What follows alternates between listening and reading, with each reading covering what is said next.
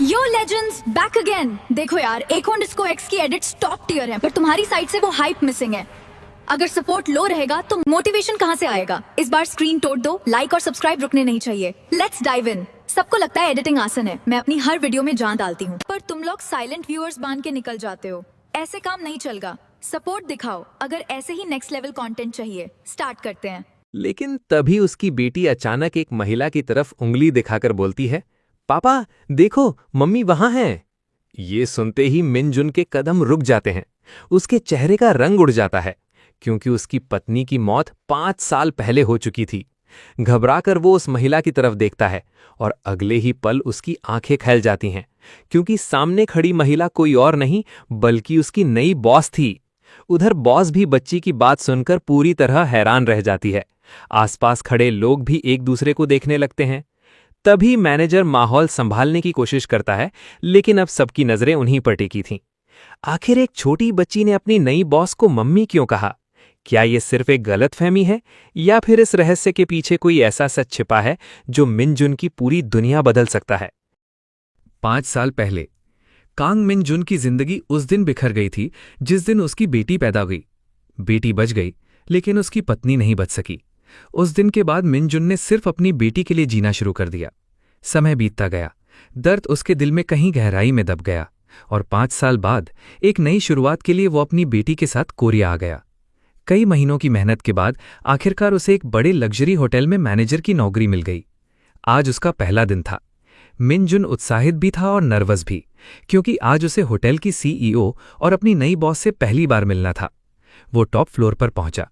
दरवाजे के सामने खड़ा होकर उसने गहरी सांस ली। कम इन। अंदर से एक महिला की आवाज आई। मिनजुन ने दरवाजा खोला और अगले ही पल वो वहीं जम गया। उसकी आंखें अविश्वास से फैल गईं। सामने बैठी महिला का चेहरा उसकी दिवंगत पत्नी से बिल्कुल मिलता था। वही आंखें, वही मुस्कान, वही चेहरा। लेकिन वो उसकी पत्नी नहीं थी। नाम अलग, पहचान अलग, जिंदगी अलग। फिर भी दोनों के चेहरे में इतना समानता कैसे हो सकती थी? उधर महिला भी उसकी प्रतिक्रिया देखकर हैरान हो गई। मिस्टर कांग, क्या कोई समस्या है? मिनजुन तुरंत संभल गया। नहीं मैडम। लेकिन उसके दिल में तूफान उठ चुका था। उसे बिल्कुल अंदाजा नहीं था कि ये अजीब मुलाकात सिर्फ शुरुआत थी, क्योंकि बहुत जल्द उसकी छोटी बेटी इस महिला को देखकर कुछ ऐसा कहने वाली थी जिससे पूरे होटल में हंगामा मच जाएगा। और तभी इस रहस्य की कहानी सचमुच शुरू होगी। अपनी नई बॉस का चेहरा देखकर कांग मिनजुन अभी भी अंदर से हिल चुका था, लेकिन उसने किसी तरह खुद को संभाला। वो जानता था कि सामने बैठी महिला उसकी पत्नी नहीं थी, सिर्फ उनका चेहरा एक जैसा था। मिनजुन ने जल्दी से बात बदल दी और काम पर ध्यान देने की कोशिश की। कुछ देर बाद उसकी बॉस बोली, मैं आपको पूरे होटल का टूर करवाती हूं। दोनों होटल के अलग अलग विभाग देखने लगे। रिसेप्शन, रेस्टोरेंट, वीआईपी फ्लोर, सब कुछ शानदार था। लेकिन लगातार तनाव की वजह से मिनजुन का दिमाग थक चुका था। उधर उसकी बॉस होटल के बारे में समझा रही थी। तभी मिनजुन का पैर फर्श पर फिसल गया। आह! गिरने से बचने के लिए उसने सामने जो हाथ दिखा उसे पकड़ लिया। लेकिन समस्या ये थी कि वो हाथ उसकी बॉस का था, और अगले ही पल दोनों का संतुलन बिगड़ गया। धड़ाम! मिनजुन सीधा अपनी बॉस के ऊपर गिर पड़ा। पूरा कॉरिडोर एक पल के लिए शांत हो गया। उसकी बॉस की आंखें सदमे से फैल गईं। मिनजुन के दिमाग में सिर्फ एक ही बात चल रही थी, खत्म। मेरी नौकरी पहले दिन ही खत्म हो गई। लेकिन 1 सेकंड, 2 सेकंड, 3 सेकंड, कुछ नहीं हुआ। न कोई चिल्लाहट, न कोई थप्पड़, न कोई गुस्से वाली आवाज। मिनजुन को अजीब लगा। मैडम, मुझे उठने को क्यों नहीं कह रही हैं? उसका दिल तेजी से धड़कने लगा। आखिरकार उसने हिम्मत जुटाई और जल्दी से खड़ा हो गया। माफ कीजिए मैडम। उसने घबराकर सिर उठाया, और तभी उसकी रीढ़ में ठंडक दौड़ गई, क्योंकि उसकी बॉस का चेहरा पूरी तरह लाल हो चुका था और वो उसे ऐसी नजरों से घूर रही थी जैसे किसी की हत्या करने वाली हो। उसकी आंखों में खतरनाक चमक थी। मिनजुन के माथे पर पसीना आ गया। अब तो सच में गया। लेकिन तभी बॉस ने गहरी सांस ली और ठंडी आवाज में कहा, मिस्टर कांग, अगर आप अपनी नौकरी बचाना चाहते हैं तो अगले 5 सेकंड में मेरी आंखों के सामने से गायब हो जाइए। मिनजुन ने 1 सेकंड भी बर्बाद नहीं किया और बिजली की गति से वहां से भाग गया। लेकिन उसे नहीं पता था कि उसके जाने के बाद भी उसकी बॉस काफी देर तक उसी जगह खड़ी रही और धीरे से अपने तेज धड़कते दिल पर हाथ रख लिया। होटल में हुए उस शर्मनाक हादसे के बाद कांग मिनजुन आखिरकार अपने अपार्टमेंट लौट आया। जैसे ही उसने दरवाज़ा खोला उसके चेहरे पर हल्की मुस्कान आ गई, क्योंकि लिविंग रूम के सोफे पर उसकी छोटी बेटी कांग सोयुन गहरी नींद में सो रही थी। उसके पास ही एक फोटो फ्रेम रखा था। मिनजुन धीरे धीरे उसके पास गया। उसने प्यार से सोयुन के सिर पर हाथ फेरा, फिर उसकी नज़र उस तस्वीर पर पड़ी। तस्वीर में उसकी दिवंगत पत्नी मुस्कुरा रही थी। कुछ पल तक वो चुपचाप तस्वीर को देखता रहा। फिर उसके दिमाग में आज की घटना घूमने लगी। हान सिया, वो आखिर मेरी पत्नी जैसी क्यों दिखती है?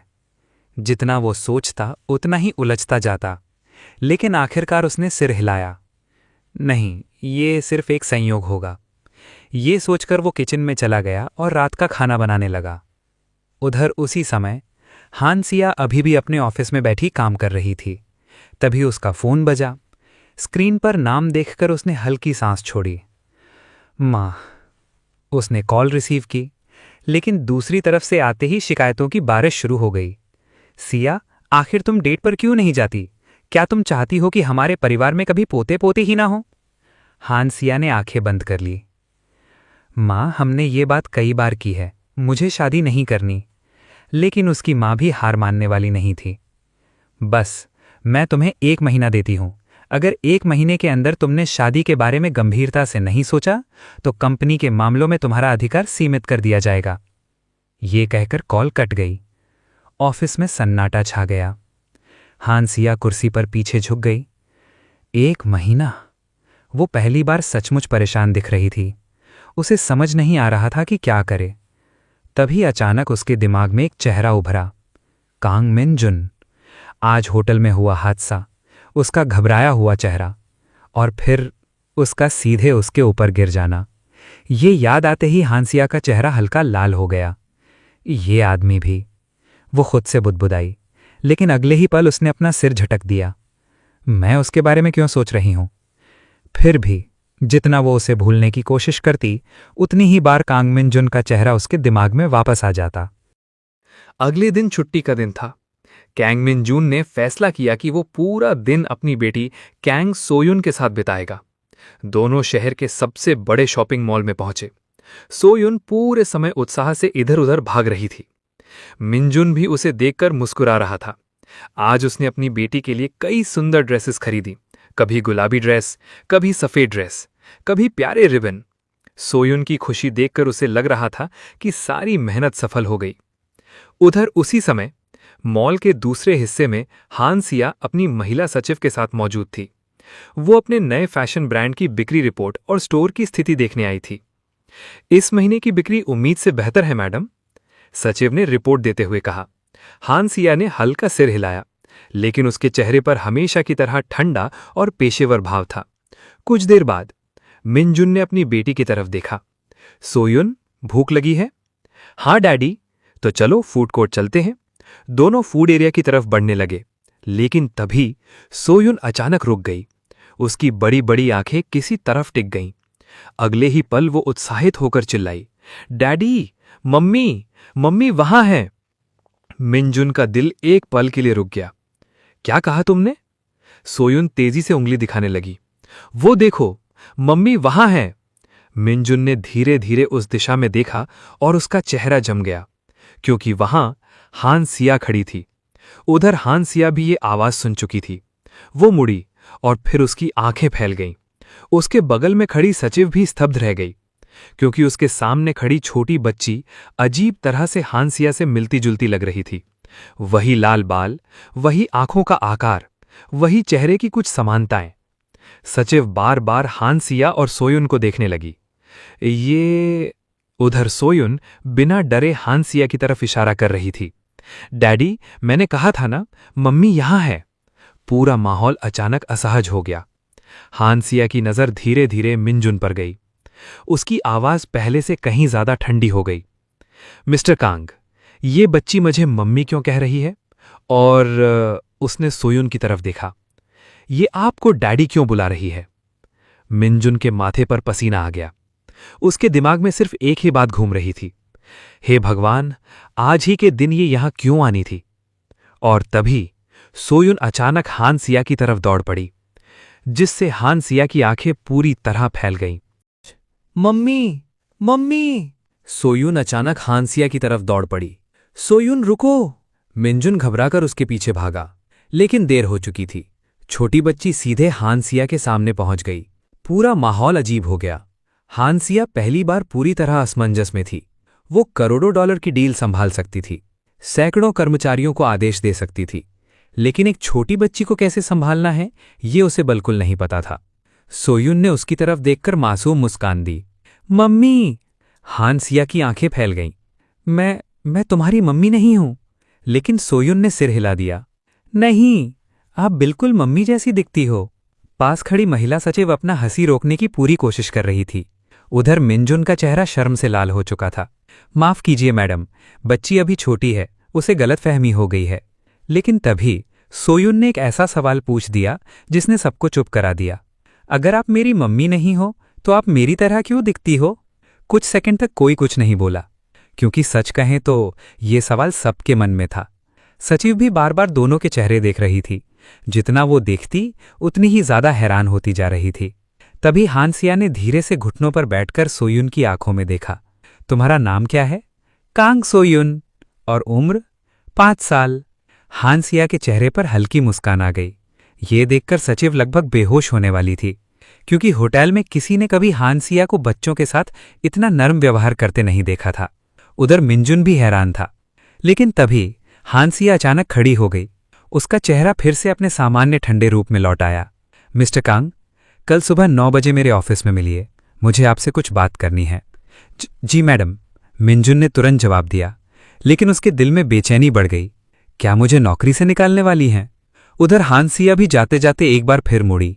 उसकी नज़र कुछ पल के लिए सोयून पर ठहर गई। फिर वो अपनी सचिव के साथ वहां से चली गई। लेकिन उसके जाने के बाद भी उसके मन में बार बार एक ही सवाल घूम रहा था, वो बच्ची मुझे इतनी परिचित क्यों लगी?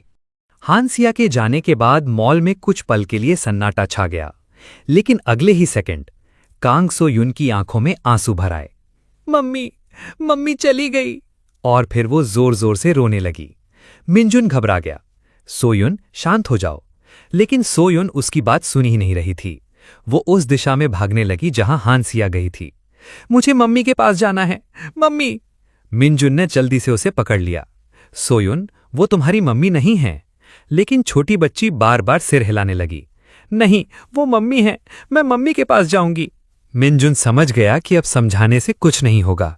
उसने गहरी सांस ली, फिर प्यार से अपनी बेटी को गोद में उठा लिया। ठीक है, ठीक है। सोयून रोते रोते उसकी तरफ देखने लगी। सच? हाँ, तुम उनसे फिर मिलोगी, लेकिन अभी नहीं। अभी उन्हें बहुत जरूरी काम है। अगली बार जब मौका मिलेगा मैं तुम्हें उनसे मिलवाऊंगा। ये सुनकर सोयून का रोना थोड़ा कम हो गया। प्रॉमिस? प्रॉमिस। तब जाके उसने आंसू पोंछे। उधर मॉल से निकलने के बाद हांसिया अपनी कार में बैठी थी, लेकिन आज उसका मन काम में बिल्कुल नहीं लग रहा था।